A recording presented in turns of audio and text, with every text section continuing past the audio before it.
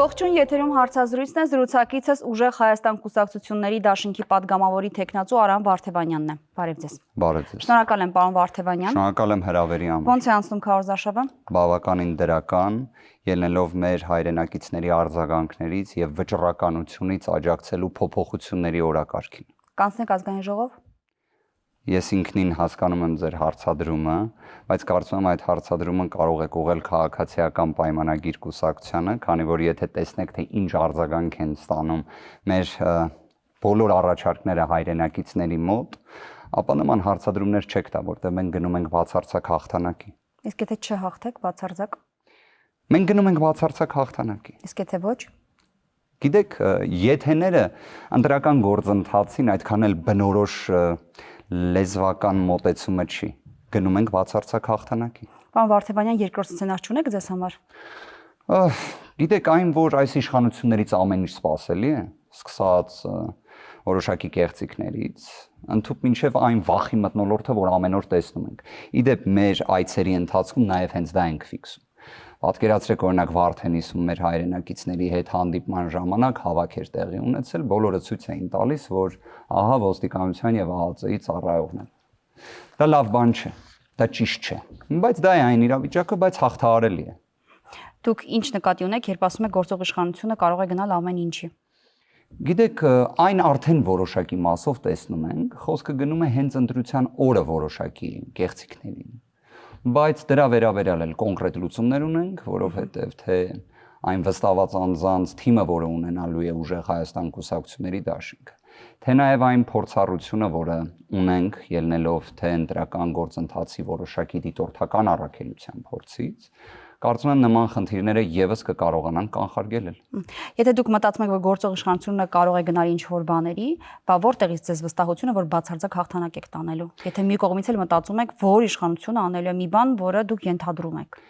Երկու պատասխան ունենք։ Առաջինը դա բարձր մասնակցության ցուցանիշն է, որը մենք կանխատեսում ենք։ Իսկապես մենք գտնում ենք, որ մեր հայրենակիցները հունիսի 7-ին գնալու են ընտրությունների։ Գնալու են ընտրությունների թե ելնելով իրենց համանadrական առաքելության պարտականության տեսանկյունից որպես իշխանության կրողներ, թե ելնելով նրանից, որ իսկապես մեր հայրենակիցները չեն ուզում, որ որևէ մի այլ երկրի ներկայացուցիչներ, լինի դա Ադրբեջանի հատկապես, լինի հարյուրներով, հազարներով, թե 100,000-ավորներով չգան։ Դրա համար իդեպ մենք նաև օգտագործում ենք այդ կոչը, այսպես ասած, գնալ ընտրությունների, որ դրանք չգան։ Երկրորդ հանգամանքը դա իսկապես մեր հայրենակիցներից ստացվող արձագանքն է։ Վերջին առնվազն 5 տարին շատ բան ցույց տվեց։ Իսկապես եմ ասում։ Ի վերջո հիշենք 2021 թվականին այս իշխանությունները մեր հայրենակիցներին ասում էին, որ ապագա կա։ Ասում էին թե Հայաստանի Հանրապետության մասով, թե Արցախի մասով։ Ասում էին, որ կյանքի որակը փոխվելու է։ Ասում էին, որ ծայրահեղ աղքատություն չի լինելու։ Բոլոր մասերով այդ խոստումները չկատարվեցին։ Արցախը հայաթափվեց, մեկ հայ չկա Արցախում։ Իսկ ծայրահեղ աղքատությունը, օրինակ, մենք այսօր իդեպ առիթից օգտվելով իսկապես ուզում եմ շնորհավորել բոլոր երեխաներին հունիսի 1-ի արդին։ Բայց պատկերացրեք, կան 30,000-ից ավելի հայրենակիցներ, որոնք թեր սնված են։ Դրանց մեջ նաև երեխաներ։ Ու այդ ընտանիքի պայմանները պետք է բոլորս գիտակցենք։ Այդ իսկ պատճառով նաև մեր հայրենակիցները, տեսնելով թե կոնկրետ ինչ ծրագրեր ենք մենք առաջարկում, դրան արձագանքում են։ Իսկ արձագանքը դրա հենց բերում է այն համոզմանը, որ մենք գնում ենք բացարձակ հաղթանակի։ Մարդիկ լսում են ձեր ծրագրերը։ Այո։ Հետաքրքրված է։ Առավել քան վստահություն ունեն, որ կկարողանաք իրագործել այդ ծրագրերը։ Շատ հետաքրքիր հարց եք տալիս, որովհետև մենք իսկապես մեր ծրագրերը ոչ թե դասական իմաստով որպես նախընտրական խոստում ենք ներկայացնում, իսկապես այն ոչ այդքան քաղաքական դասական կանոնների մեջ է, բայց մենք նշում ենք, որ մեր բոլոր խոստումները երաշխավորում է Սամվել Կարապետյանը։ Իսկ թե ինչ հեղինակություն ունի Սամվել Կարապետյանը մեր հայրենակիցների մոտ, կարծում եմ դրա պատասխանը շատ հեշտ կարող են գտնել, պարզապես վերլուծելով թե ինչ արեց քաղաքացիական պայմանագիր խմբակցությունը, ոչ թե կուսակցությունը 2026 թվականի ապրիլ ամսին։ Ընտրական օրենսգրքում 24 ժամյա ռեժիմով, երբ օրինակ արտակարգ դրության հրամանագիր կար այդ ձևի հրատապությամբ ընդունվեր, պարզապես արգելեցին ընտրական օրենսգրքով Սամվել Կարապետյանը անուն ազգանունը օգտագործելը։ Ինչի համար դա արեցին։ Այսինքն գիտակցելով, որ դա արվում է հենց մեր ուժի դեմ, որովհետև իրենք գիտեն Սամվել Կարապետյանը ինչ հեղինակություն, ինչ վարկանիշ ունի մեր հայրենակիցների մոտ։ Եվ մենք այդ ամենը չնայած նրան, որ ստացվում է ուժի անվանման մեջ չկարողացանք օգտագործել, բայց մաքսիմալ ներկայացնում ենք եւ հստակ արձանագրում, որ այո, Սամվել Կարապետյանը իր անցած կյանքի ուղիով երաշխավորում է թե 300,000 նոր աշխատատեղերի ստեղծումը, թե ծայրահեղ աղքատության վերացումը, թե $1 միլիարդ հասնող туриզմի ոլորտի ներդրումը օրինակ։ Դրանք բոլորը երաշխավորում են հենց այդ կողմից։ Պարոն Կարապետյանը այս պահին համենայն դեպս այս գործող սահմանադրությամբ չի կարող վարչապետ լինել։ Շնորհակալ եմ ձեր հարցադրման համար։ 148 Իրավաբանը հիմա իրավաբանորեն խնդրում եմ բացատրեք, բայց նաև հաշվի առնելով, որ դուք այս պահին եք ասում Սամվել Կարապետյանը ձեր վարչապետն է լինելու եւ նրա անձի շնորհիվ եք դուք կարողանալու իրագործել ծրագրերը, բայց նաև քաղաքացիներին պիտի ասեք, որ գոնե մինչեւ օգոստոսի 2-ը նա չի կարող լինել մեր երկրի վարչապետը։ Եկեք մի քանի ասպեկտով դիտարկենք հարցը։ Առաջինը խոսքը գնում է սահմանության տեխնիկական բնույթի հոդվածի մասին։ Իբրև սահմանադրագետ կարող եմ ասել, որ հենց սահմանադիրը տրոհել է սահմանադրության հոդվածներ, որոնք կարող են փոխվել միայն սահմանադրի կողմից, այն է ժողովրդի, հետևաբար հանրաքվեով եւ կան տեխնիկական հոդվածներ, որոնք կարող են փոխվել ազգային ժողովի կողմից ժամերի ընթացքում։ Եկեք նույնիսկ այսպես ձևակերպենք։ Իդեպ 148-րդ հոդվածի փոփոխության մասին առաջին անգամ հենց խոսել է Նիկոլ Փաշինյանը 2018 թվականի հունիս-հուլիս ամիսներին։ Այսինքն պատկերացրեք առաջին կառավարության ծրագիրը, երբ ազգային ժողովում ներկայացվել է, խոսվել է, որ այս հոդվածը անտրամաբանական է, սխալ է եւ պետք է փոխվի։ 2020 թվականին եւս դրա մասին խոսվել է, բայց որևէ գործողություն դրան չի հաջորդել։ Իհարկե այս վերջին տարիներին ընդհանրապես դրա մասին չի խոսվում, որովհետև Սփյուռքի հետ հարաբերությունները տապալվել են։ Մենք շատ բաց մեր հայրենակիցներին ներկայացրել ենք, թե ինչպես ենք փոխելու այդ հոդվածը, եւ այո, Սամվել Կարապետյանը եւ ոչ միայն Սամվել Կարապետյանը, սա էլ եմ ուզում ընդգծել, որովհետև այս փոփոխությունը ոչ թե պարզապես նրա մասին է, որ Սամվել Կարապետյանը լինի Հայաստանի Հանրապետության վարչապետ, այլ որ Սփյուռքի մեր տաղանդավոր հայրենակիցների ներուժը իսկապես ծառայի նաև Հայաստանի Հանրապետության գործադիր իշխանության քաղաքականության իրացմանը։ Մի բան, որի մասին հենց Նիկոլ Փաշինյանը խոսում էր, իդեպ դրա մասին նաև շատ հաճախ խոսում էր նախկին նախագահ Արմեն Սարգսյանը եւ այն ողջունվում էր օրվա իշխանությունների կողմից այդ ժամանակահատվածում, բայց այդպես էլ ոչ մի գործողություն այդ մասով չարվեց։ Մենք դա կատարելու ենք եւ իդեպ մենք ունենալով նման հարստություն իդեմս Սփյուռքի, մենք չենք կարող նման շռայլություն մեզ թույլ տալ չօգտագործելու այդ ռեսուրսը։ Այն պարագայում, երբ Սփյուռքի մեր հայրենակիցները ունեն այդ ցանկությունը, ունեն այդ պատրաստակամությունը։ Դուք այդ կետի հետ խնդիր եք տեսնում փաստացի։ Ոչ թե խնդիր ենք տեսնում, այլ գտնում եք, որ դա պետք է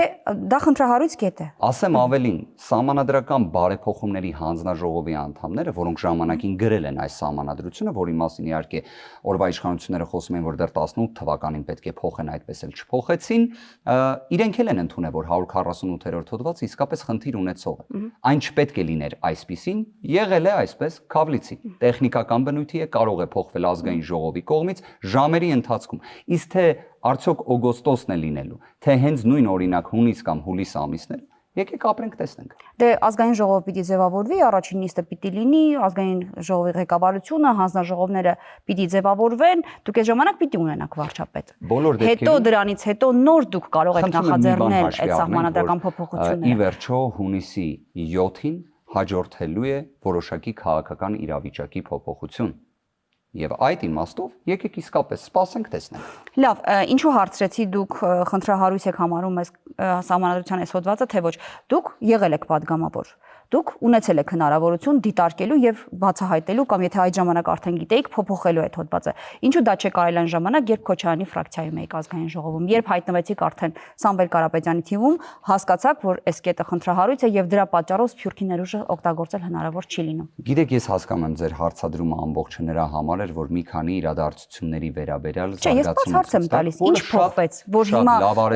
Կարապետյանի թիմում գտնում եք խնդրահարույց է, Քոչարյանի թիմում գուցե ուշադրություն չեք դարձրել դրան։ Թվականներին, երբ եղել եմ ազգային ժողովի падգամավոր, կարծում եմ իմ գործունեությունը առավել քան բաց եւ թափանցիկ է եղել։ Արդյոք նշված հարցադրումը սահմանադրական բարձրաձայնել ենք թե ոչ, չեմ բարձրաձայնել, բայց մի բան եմ ուզում ասել։ 2021-22 թվականներին Սփյուռքի ներուժը չափազանց կարևոր լինելով հանդերձ բոլորիս հիմնական ուշադրությունը եղել է Արցախը։ Բոլորիս։ թե ընդդիմադիր խմբակցության падգամավորների, թե նաև անձամբ իմ։ Այլ հարց, որ այն նույն իշխանությունը, որը խոստում էր տալիս, որ Արցախում կա ապագա, նույնիսկ չէին գնում ֆիզիկապես Արցախ այցելության, տեսնելու մեր հայրենակիցներին։ Իսկ հիմա նույն այդ խոստումներ տվողները այդպես են խոսում Հայաստանի Հանրապետության մասին։ Իդեպ այն ժամանակ, երբ քննադատությունը հնչում էր, հենց իդեպ որպես падգամավոր, երբ այդ քննադատությունը ներկայացնում էի Արցախի վերաբերյալ, բոլոր պաշտոնյաները իշխանական ասում էին, որ դրանք իրականությանը չեն համապատասխանում, որ իրենք ինչ որ միջոցներ ձեռնարկելու են Արցախի պաշտպանության համար, Արցախահայության իրավունքների պաշտպանության համար։ Հիմա տեսանք ով էր ճիշտ ասում եւ ով էր ստում։ Հիմա երբ իրենք օրինակ չեն խոսում նրա մասին, որ կա այդ իրական տագնապը, սպառնալիքը, ոնց այն ժամանակ տեսնում ենք Արցախի վերաբերյալ կար, նույն հաջողությամբ տեսնում ենք, չէ՞ որ կրկին նույն խոսույթն է իշխանական, թե նույն ադրբեջանցիների Հայաստան ավտոմեքենաներով գալու վերաբերյալ հերքումները նույն ոճի մեջ են։ Հիմա այստեղ կրկին կարծում եմ մեր հայրենակիցները իրենց հետևությունները անելու են։ Եվ կրկին հետևությունները անելով, իմ հարցը շատ հասարակ էր, ընդհանրապես ուզում էի հասկանալ, երբ նկատեցիք, որ այստեղ խնդիր կա։ Քոչարյանի թիմում դա չէիք նկատել, Կարապետյանի թիմում նկատեցիք դա, բայց ասում եք, սա մեկ անձի համար կատարվող փոփոխություն չէ։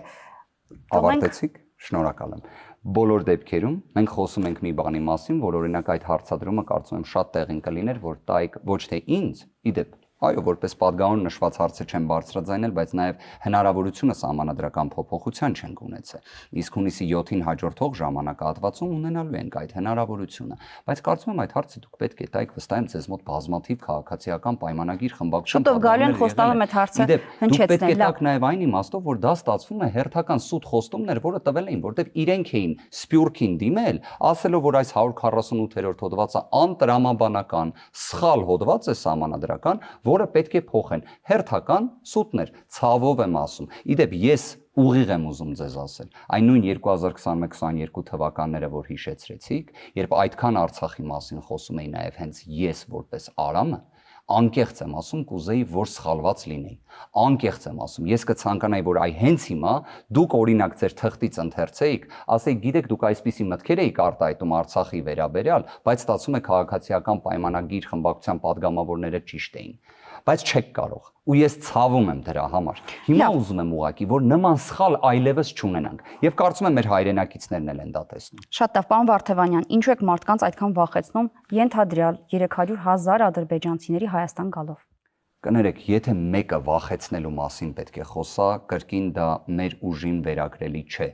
Ես աշխարհի փորձում շատ քիչ անձանց եմ հիշում, որոնք իշխանության դիրքերից մասնակցեն քարոզարշավի ու իրենց հայրենակիցներին վախեցնեն պատերազմով։ Օրինակ ասեն, եթե իրենք չընտրվեն, պատերազմ է լինելու։ Ես այդ դա եմ համարում վախեցնել, ես դա եմ համարում նույնիսկ տերրոր, այն էլ հոգեբանական, որովհետև 3 պատերազմներ բերած իշխանությունը, երբ խոսում է հնարավոր նոր պատերազմի մասին, դա իսկապես վախեցնող է։ Մեր կողմից ինչ է ներկայացվում։ Դե դուք եք ներողություն ասում, որ եթե գործող իշխանությունը մնա, այդ ժամանակ է պատերազմ լինելու, ստացվում է, որ դուք եք վախեցնում պատերազմով։ Մենք ճիշտն ասած դա հակադարձում ենք օրվա իշխանություններին, մենք ուրիշ բան ենք ասում։ Մենք ասում ենք վստահ եղեք սիրելի հայրենակիցներ, ուժեղ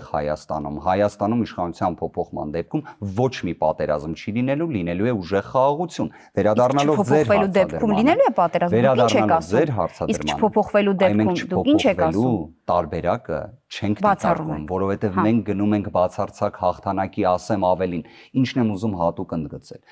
Վստահ եմ դուք կհիշեք, երբ Ալիևի կողմից ներկայացվում էր սահմանադրության փոփոխության վերաբերյալ օրակարգը, օրվա իշխանությունները դա հերքում էին, ասում էին նման հարց գոյություն չունի, ավելին հղում էին տալիս սահմանադրական դատարանի որոշմանը, որը վերաբերում էր նաև անկախության հռչակագրին։ Վստահ եմ դա կհիշեք, բայց ինչպես ստացվեց, որ հիմա հենց իրենք խոսում են սահմանադրական փոփոխության մասին։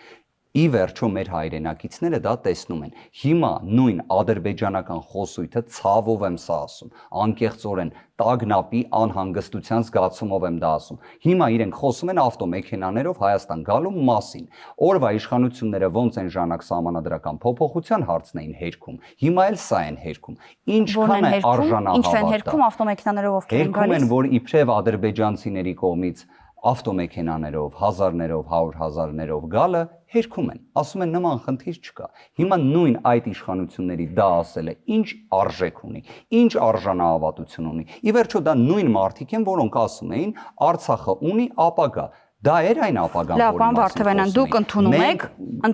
որ 300,000 ադրբեջանցիների նարատիվը ադրբեջանական նարատիվ է։ Ընդունում եք դա թե ոչ, պարոն Վարդևանյան։ Եվ միաժամանակ Հայաստանի Հանրապետության ինքնիշխանության պաշտպանության մասին, իդեպ, եթե ձեզ հետաքրքիր կլինի, կարող եմ նաև ներկայացնել բավականին քննարկվել էր նշված օրենսդրական նախաձեռնության։ Անպայման խոսել ենք, բայց եկեք անպայման խոսել ենք, բայց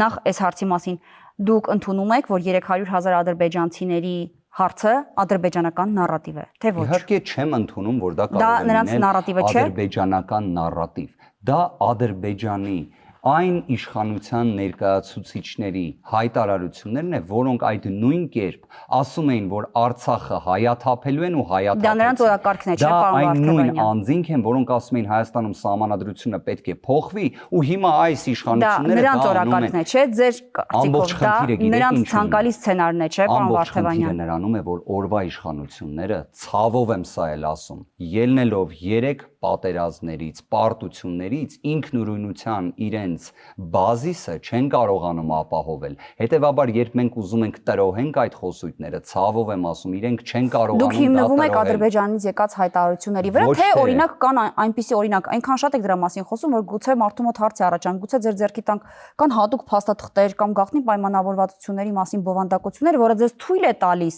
100% վստահությամբ ասել, որ ադրբեջանցիներ են գալու Հայաստան 300,000 կա այդպիսի փաստաթուղթ, տեղեկություն։ Գիտեք ամբողջ ցավը ինչումն է։ Մի հատ կհիշեցնեք ինձ, իսկ որտեղ էր աղբյուրը, տեղեկությունը, որ Արցախը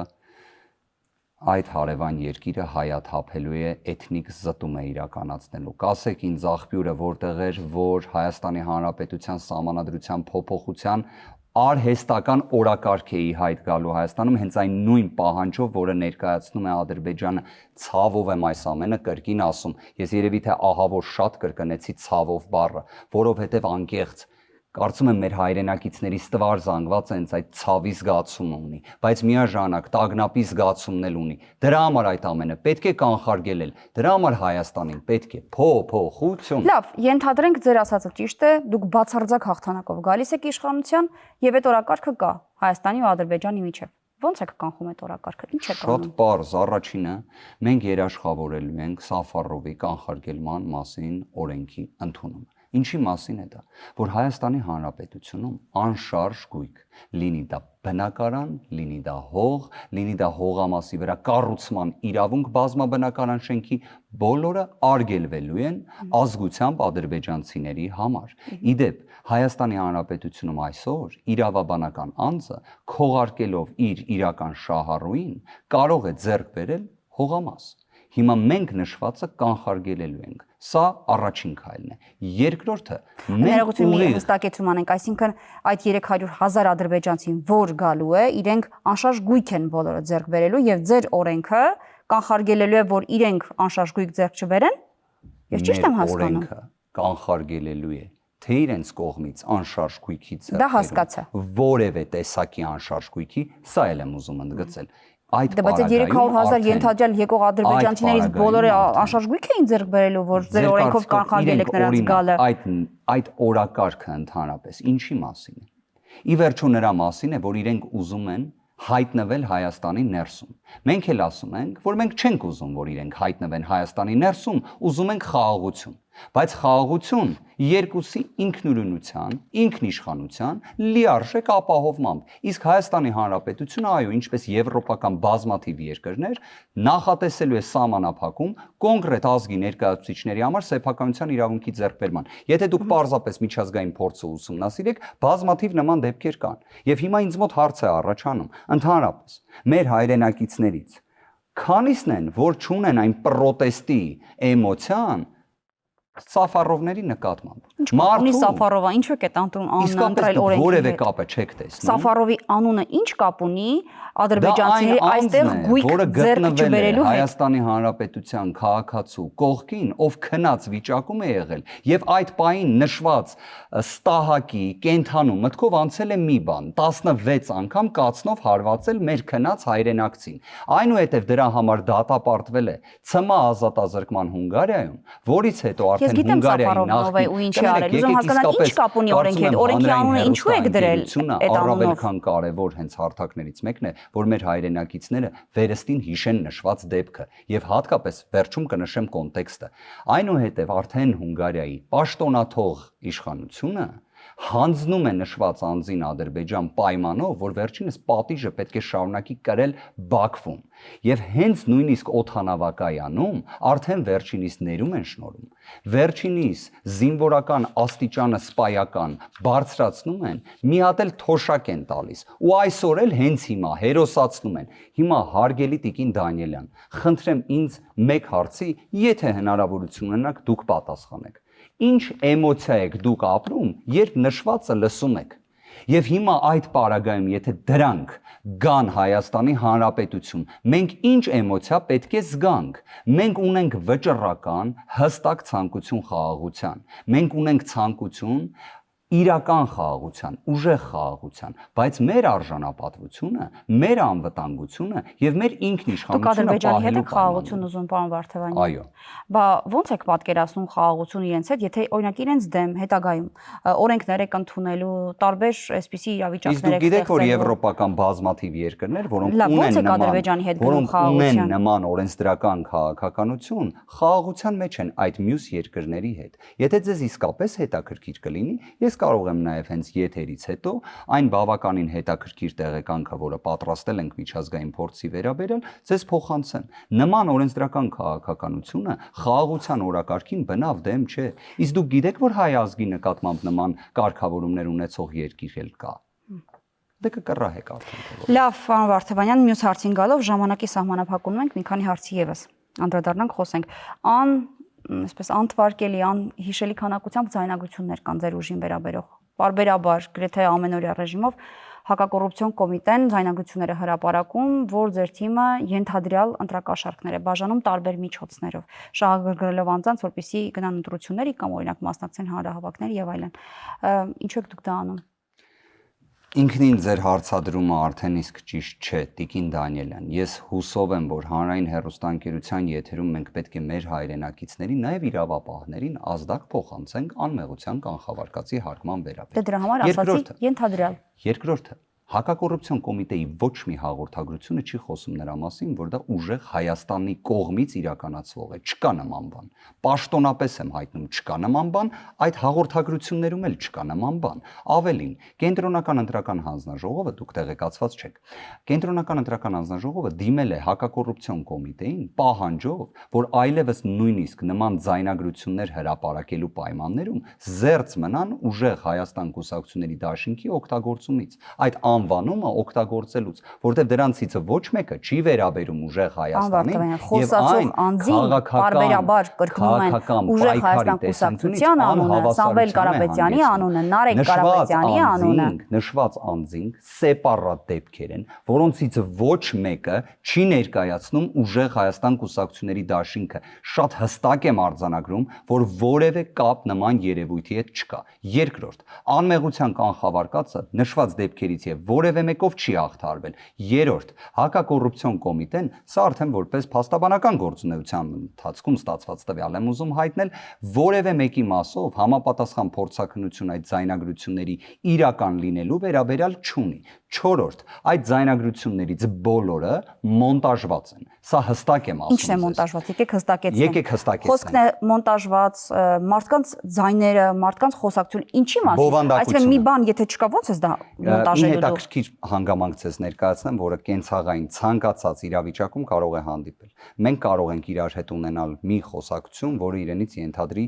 օրինակ լրիվ կենցաղային պրիմիտիվ մի հարց։ Եթե այն կոնտեքստից կտրենք, այն կարող է այլ բան ընկալվել։ Օրինակ, մեր հայրենակիցներին պատմենք առիթից օգտվելով, աներոջ եւ փեսայի միջև խոսակցություն, որտեղ իրենք սննդից են խոսում։ Թող դա լինի մեկ դեպք։ Այդ մեկ դեպքը մոնտաժված հրապարակել է, այսինքն այն հատվածը, որտեղ աները Փեսայի հետ խոսակցության ընթացքում ծիծաղում են, դա չի հանրայնացվում։ Հիմա ես ձեզ կարող եմ ասել, քանի որ ոչ բոլոր դեպքերից եմ տեղեկացված, կարող եմ ասել, որ դրանք նույն մոտեցման մեջ որ այսքան գումար բաժանեցին, այսքան գումար ինձ տվեցին, մենք այսքան վերցրեցինք, մենք այսքան տվեցինք։ Ես ձեզ եմ հարցնում, դուք ձեզ տալիս եմ հնարավորություն, որպեսզի դուք ասեք։ Այդ հնարավորության համար վստահ եմ, որ դուք նաև տեղեկացված եք այն ձայնագրությունների մասին, որոնք վերաբերում են կրթական հաստատությունների աշխատողներին հարկադրաբար հավաքներին բերելուն, որտեղ բայց ես ձեր մասով եմ հարց տալիս։ Այ որ քաղաքացիական պայմանագրից գան, ես անպայման այդ հարց տալի եմ, բայց հիմա ձեր մասով դուք պատասխանեք։ Ձեզ մոտ հարց չի առաջանում, թե ինչի համար այդ դեպքով չկա ոչ մի հակակոռուպցիոն կոմիտեի հայտարարություն, չկա ոչ մի ձայնագրություն, որը հրապարակվել է եւ այլն։ Իսկ ինչի է միշտ այդ հայտարարությունները փորձ է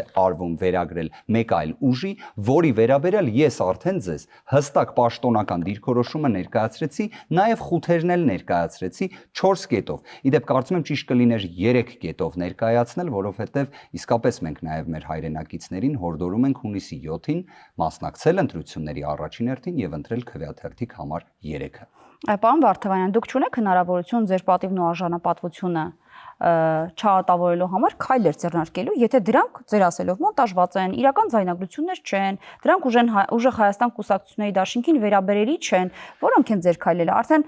ընտրությունների քարոզարշավի սկզբնական օրից մինչև այսօր ընդհուպ կան ձայնագրություններ, որոնք վերագրվում են ձեզ։ Նույնիսկ եթե հակակոռուպցիոն կոմիտեն անվանական չի ասում, ձայնագրություններում ձեր կուսակցության անդամների անուններն են շոշափվում։ Իրավական պաշտպանության միջոցների մեջ նաև իդեպ առկա է որոշակի գործընթաց կենտրոնական ընտրական հանձնաժողովի նկատմամբ, որի մասով արդեն արդյունքը կար, եւ ինձ մոտ անկեղծորեն կար մի թյուր տպավորություն, որ կենտրոնական ընտրական հանձնաժողովի դիրքորոշումը հարգանքի կարժանանա հակակոռուպցիոն կոմիտեի կողմից։ Ես նաև կարող եմ հանրայնացնել հենց կենտրոնական ընտրական հանձնաժողովի կողմից ուղարկված գրությունը, որը իսկապես այդ աստիճան անտեսվեց, բայց ինչ եմ նաև ուզում ասել, որ ուժեղ Հայաստանի ծրագրային պատկերացումը տեսլականը նաև նրանում է, որ չի կարող իրավապահ մարմինների գործողություններում քաղաքականության բաղադրիչ լինի, որովհետև երբ մենք խոսում ենք, որ կան նման ձայնագրություններ քաղաքացիական պայմանագիր կուսակցության վերաբերյալ եւ դրա մասով չկա նույնիսկ հարուցված քրեական վարույթ, երբ մենք տեսնում ենք, որ քաղաքացիական պայմանագիր կուսակցության վարչապետի տեխնացուն ինչ բառամթերք է օգտագործում եւ դրա վերաբերյալ քրեական վարույթ նույնիսկ չի նախաձեռնվում, իսկ եթե ես այդ նույն բառամթերքը հիմա ձեր եթերից օգտագործեմ, ես պարզապես վստահեցնում եմ հանրային քրեական վարույթ կնախաձեռնվի։ Առնվազն դա տեղի կունենա, բայց այս դեպքում չի լինում։ Դրա համար մենք ինչ ենք ասում։ Ուժեղ Հայաստանում իրավունքի գերակայությունը պետք է լինի անսակարկելի երաշխիք եւ քաղաքական հետապնդումները իրավապահ մարմինների քաղաքականացված լինելը չի լինելու։ Դրա բացառման կոնկրետ մեխանիզմները ունենք, ծրագրային լուծումները ունենք, որ այլևս նման հարց չառաջանա, որտեղ պատկերացրեք տեքստ են հրապարակում, որտեղ օգտագործվում է ուժեղ Հայաստան կուսակցությունների դաշինքի անունը, բայց բովանդակությունը ձայնագրության լրիվ ուրիշ իրավիճակի մասին է, որտեղ որևէ կերպ կոնկրետ ուժի մասնակցություն կամ առնչություն չկա, եւ ես կրկին անգամ այդ հերքումը կատարում եմ։ Ձայնագրություն, որը որևէ առնչություն չունի ուժեղ Հայաստան կուսակցությունների դաշինքի հետ, պաշտոնապես եմ ասում։ Ես պատկերացում չունեմ, թե կոնկրետ այդ անձինք ինչի մասին են խոսում։ Մի քանիսի մասով տեղեկությունը ունեմ, որոնք ընդհանրապես հիմնավոր կասկածը նույնիսկ չեն հաղթահարել։ Նայեք, հիմնավոր կասկածը դա ապացուցման ամենացածր շեմերից մեկն է, որը պատկերացրեք դատարաններում չի հաղթահարվել։ Կոնկրետ դեպքեր կան։ Հակակոռուպցիոն կոմիտեն այդ ժամանակ այդ հայտարարությունը չի տարածում, չէ՞, որ գիտեք, հիմնավոր կասկածը նույնիսկ չի հաստատվել, բայց տարածում են այդ տեղեկատվությունը։ Եվ մի բան էլ ասեմ, անկեղծ քրեական վարույթ են նախաձեռնել, կասկած են տեսել, դեպք են տեսեի ենթադրյալ հարուցել են, թող քննեն, թող քննության առարկա դարձնեն։ Ձեզ մոտ հարց չի առաջանում, ինչի են դրանք բոլորը հանրայնացվում։ Պարզ է, չէ, որ այս ընթացքում հակակոռուպցիոն կոմիտեն նաև քրեական վարույթներ նախաձեռնել է ինչ որ մարդկանց նկատմամբ, որոնք կապ ունեն քաղաքացիական պայմանագրի հետ։ Ես այդ պնդումը կատարում եմ, բայց որևէ հրապարակում դրա մասին չկա։ Եթե հիմա դիմենք հակակոռուպցիոն կոմիտեին, կասեն դա նախաքննական գաղտնիք է, չի կարելի դա հանրայնացնել։ Բայց ինչի այդպես արվում։ Այս դեպքում կոնկրետ ինչի է այդպես արվում, մյուս դեպքերում այդպես չի արվում։ Ինչու է արվում։ Ցավով, որովհետև իրավապահ մարմիններին ներքաշում են քաղաքական գործընթացի մեջ, իսկ ուժեղ Հայաստանում դրա բացառման մեխանիզմները լինելու են։ Լավ, ամփոփելով զրույցը, Նարեկ Կարապետյանը Ռուսաստանի քաղաքացի է վերջը, թե չէ։ Իդեպ որևէ առնչություն չի ունեցել, երբեք չի հանդիսացել, դրա վերաբերյալ կան թե քաղաքացիական հայցեր, թե բոլոր հնարավոր մեխանիզմները այն հերքելու ուղղությամբ։ Իդեպ կարծում եմ նաև ժամանակն է, որ մենք գործնականում բացառենք իրավիճակ, որ քաղաքական, իշխանական ներկայացուցիչը ավելի վաղ հայտնի քրեական վարույթի հարուցման մասին, քան բուն վարույթ հարուցողը։ Իսկ եթե բովանդակության մասով, եթե դա այդպես չէ, իմիջիալոց քննչական կոմիտեն կարծես թե չի էլ հերքել։ Եվ ասում են, որ վարույթը դեռևս ընթացքի մեջ է այս հարցով։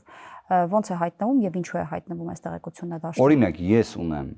իսկապես համոզմունք, որ X անձը միայն Հայաստանի Հանրապետության քաղաքացի, բայց պատկերացրեք, որոշում եմ քաղաքական հնարք կիրառել, մի իսկապես տխմար սուտ տարածեմ։ Դրանից հետո դա դառնա քրեական վարույթ։ Հասկանում եք, ի վերջո սա բան չի, քաղաքացիության հետ կապված հարցերը բավականին տեխնիկական բաղադրիչ ունեն։ Եթե անձը ինքը հայտնում է, Նարեկ Կարապետյանը հստակ ու սպառիչ պատասխանը տվել է, դրա էլ ինչ քրեական վարույթի մասին է։ Դե մարդը թաքցրել է ըստ քննչական կոմիտեի, մարդը թաքցրել է։ Ոչ թե ըստ քննչական կոմիտեի, ամբողջ ցավը նրանում է, որ այդ հայտարարությունը արել է քաղաքական պաշտոնյա, որի հայտարարության պատճառը հետևանքային կապը քննչական կոմիտեի կողմից քրեական վարույթ նախաձեռնելն է, սա էլ մյուս ցավն է։ Սա կրկին հերթական դեպքն է, որ իրավապահ մարմինների մենք գեր քաղաքականացվածության խնդիր ունենք։ Դրա համար ենք ասում, որ ուժեղ Հայաստանում այս խնդիրը լուծվելու է։ Վստահաբար եմ ասում նաև առիթը օգտագործելով, պետք է կոչ նաև փոխանցենք իրավապահ մարմինների ներկայացուցիչներին, որ զերծ մնան քաղաքական հետապնդումներից, միաժամանակ ոստիկանության ծառայողները, իրավապահ այլ մարմինների ծառայողները, որոնք իրենց պարտականությունները բարեխղճորեն կատարում են, որևէ մի հատուկ միջամտություն այդ ոլորտներին չի լինելու ուժեղ Հայաստանում։ Օրենքը եւ իրավունքը իսկապես պետք է գերակայող արժեք լինեն։ Միաժամանակ նաև պետք է փոխանցենք մեր հայրենակիցներին, որ այսքան սպասված փոփոխությունները Հայաստանի Հանրապետության կյանքում, բոլորիս առօրյա կյանքում, սկսած այս պառակտման մթնոլորտից եւ ատելության խոսքից վերանալու է, լինելու է համախմբում, լինելու է քաղաքակիրթ բանավեճ։ Մենք այդ ամենը կարծես մոռացել ենք, չէ՞։ Հիմա իսկապես այսօր մենք բավականին քաղաքակիրթ զրույց ենք իրար հետ ունենում, բայց պատկերացրեք քարոզարշավի տեսարանները, որ տեսնում ենք, թե ինչպես օրինակ մի կին գա սուր խոսք ասի, քաղաքական գործ չի, քաղաքական գործիչը կնոջ թևից քաշի ասի, հələ հետ արի, քեզ բան ունեմ ասելու ու այդ աստիճան ատելության խոսք տարածի։ Ես վստահ եմ, որ դա մեր հայրենակիցներից ոչ մեկին դուր չի գալի, որովհետև դա մեր մասին չէ, դա մեր ազգի մասին չէ, դա Հայաստանի Հանրապետության քաղաքացիների իշխանության կրողների մասին չէ։ Դրա համար ենք ասում, որ իսկ Սամվել Կարապետյանի FSB-ի գործակալ լինելու մասին տեղեկությունները իր մասին են, թե չէ։ Ներողություն եմ խնդրում այդ բառամթերքը օգտագործելու համար, դա զառանցանք է։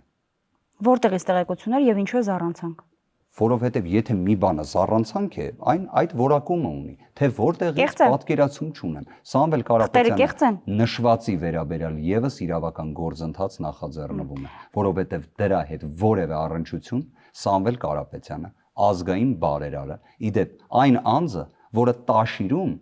դեռ չլինելով Forbes-ի ցուցակի ներկայացուցիչ իր ֆինանսական միջոցներով առաջին գործողություններից մեկը, որ արել է, եկեղեցի է կառուցել։ Այնուհետև ամենից շատ աշխատատեղներ ստեղծել Հայաստանի Հանրապետությունում։ Այնուհետև հանդիսանում է եկեղեցու մայրաթոռի ամենախոշոր բարերարը։ Ընդհանրապես բարեգործությունների վերաբերյալ կարծում եմ դա կարելի է եւ դրա մասին չխոսել հատուկ երկար, բայց այն, որ մեր հայրենակիցները գիտեն, թե Սամվել Կարապետյանը իսկապես ազգային բարերար է եւ այդ կարգավիճակից բխող իր հեղինակությունը հարգանքը վայելում է, դա փաստ է։ Իսկ այդ մասով ինչը որ նշեցի, կրկին, դա արդեն քաղաքացիական վեճի առարկա է։ Դա այդ տիրույթում էլ դիտարկեք։ Շնորհակալ եմ զրույցի համար։ Ես եմ շնորհակալ եւ առիթից Հաջողություն օգտվելով եւս մեկ անգամ եթե Կարճ։ թույլ տաք շատ կարճ ընդգծեմ, որ մեր հայրենակիցները հունիսի 7-ին գնան ընտրությունների, որ դրանք չգան։ Գնան եւ իսկապես ասեն այո փոփոխություններին։ Նաեւ առիթից օգտվելով հունիսի 3-ին էլ մեր ուժը նախաձեռնում է մեծ հանրահավաք հանրապետության հրապարակում հունիսի 3-ին ժամը 19:00-ին։ Շնորհակալություն։ Ես եմ շնորհակալ։ Զրուցակիցս Ուժեղ Հայաստան կուսակցությունների դաշինքի падգամավորի տեխնացու Արամ Վարդևանյանն էր, կհանդիպենք։